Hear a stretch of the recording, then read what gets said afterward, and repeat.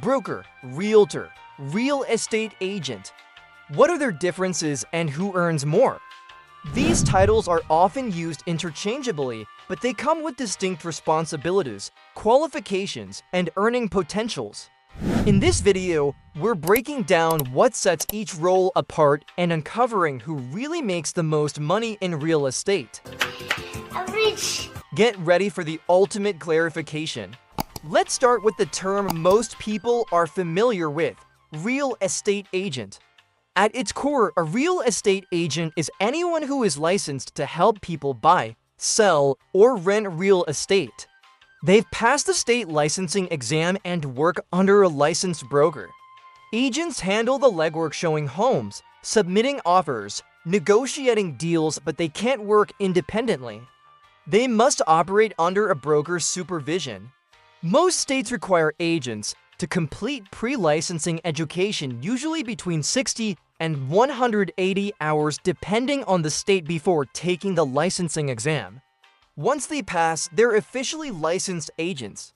But the key detail here is that agents are just the starting point in the real estate hierarchy. Their earning potential depends heavily on experience, location, and the brokerage they work under. Real estate agents typically earn commissions, not salaries. That commission is often split between the agent and their brokerage. So, while agents can earn a decent income, especially in competitive markets, their pay fluctuates based on how many deals they close. The average real estate agent in the US earns between $50,000 and $80,000 annually, but high performers can go well into six figures. Real estate agents are often the front lines of property transactions. They handle client communication, organize property tour, host open houses, and ensure all paperwork is prepared correctly. While they rely heavily on their brokerage for marketing and legal guidance, agents are usually the ones spending evenings and weekends with clients, navigating offers and closing details. An agent's daily grind involves lead generation, prospecting, following up with buyers and sellers, and coordinating inspections or appraisals. Many new agents struggle in their first year not due to lack of effort, but because real estate is commission-based.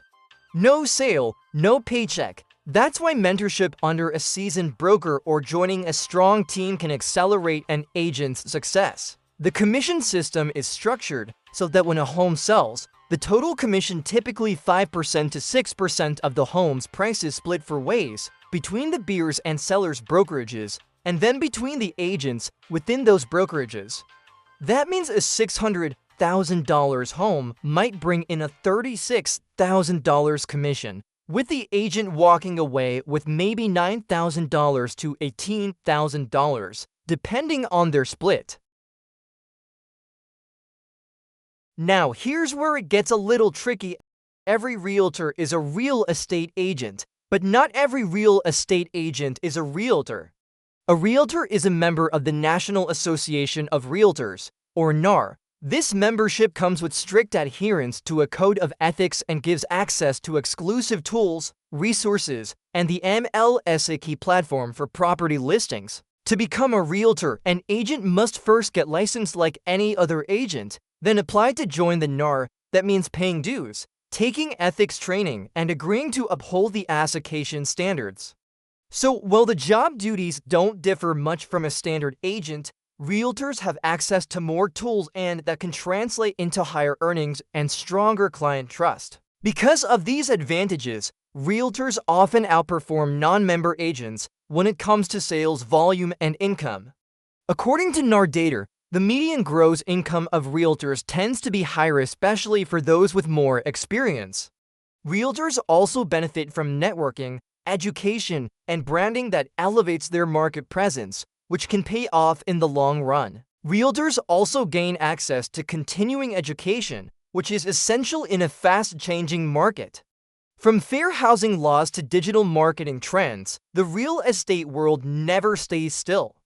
NAR members are often ahead of the curve in market knowledge, legal updates, and even negotiation tactic skills that can significantly impact how quickly a home sells or a buyer gets their dream property. Clients often feel more secure working with a realtor because of the ethical standards and professionalism tied to the NAR badge.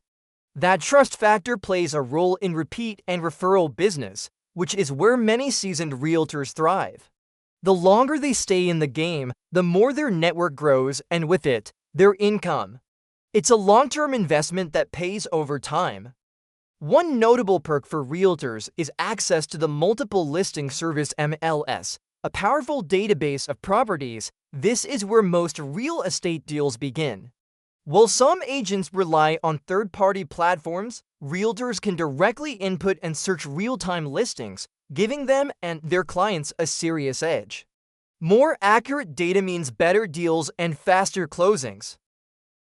Now, let's talk brokers, the top tier in this hierarchy. A real estate broker has taken their education a step further, passed a broker's exam, and met experience requirements. Brokers can do everything an agent can, but with added responsibilities. Most importantly, they can work independently and manage other agents.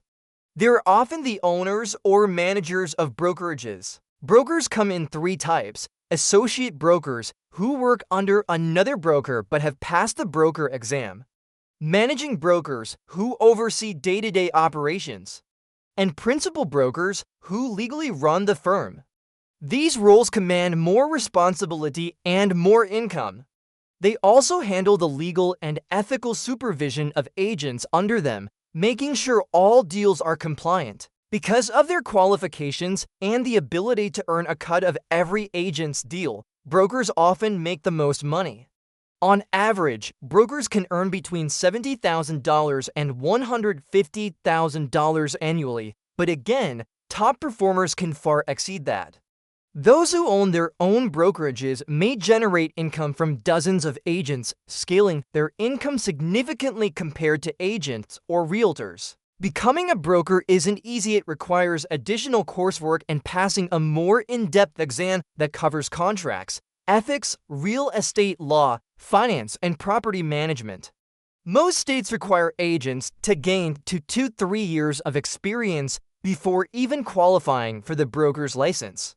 It's a clear sign of advanced knowledge and leadership potential in the field. Brokers are responsible for the legal compliance of every transaction handled by their team. If an agent under them makes a mistake, say, failing to disclose a defect in a property, the broker can be held liable. That's why brokers often conduct regular trainings, review contracts before submission, and ensure that all advertising materials follow state and federal regulations. Some brokers prefer to stay small, working solo and collecting the full commission without having to split it with anyone. Others build large teams, with dozens of agents generating income for the brokerage. These brokers take a percentage of each agent's commission, so the more productive their team, the more they earn. It's entrepreneurship meets real estate. If we're comparing income potential, brokers stand at the top largely due to scalability. They can multiply earnings through teams. Realtors fall next, leveraging their NAR status to build trust and close more deals. Agents, while foundational to the industry, often have to climb the longest ladder to build a sustainable income stream. But each role plays a vital part in the real estate chain. Earnings also depend heavily on location. A broker in Los Angeles might earn far more than a realtor in rural Texas. The average commission on a $1 million home is drastically different from that on a $200,000 home. That's why urban brokers tend to lead income charts. Higher home values equal higher commissions. But cost of living balances that out, so net earnings vary. So who should you work with? If you're buying a home, any licensed real estate agent can help, but a realtor may offer more resources and ethical assurances. If you're an agent seeking mentorship, working under a skilled broker is invaluable. And if you're looking to grow a career and team, becoming a broker might be your future. It's about finding where you fit in the ecosystem. Whether you're buying, selling, or stepping into real estate as a career, understanding these roles helps you make informed decisions. If this video helped clarify things, hit that subscribe button to stay in the loop. And don't forget to check out our last video, Real Estate in Texas 2025. Trends are shifting fast, and that video dives deep into what's next in the Lone Star State.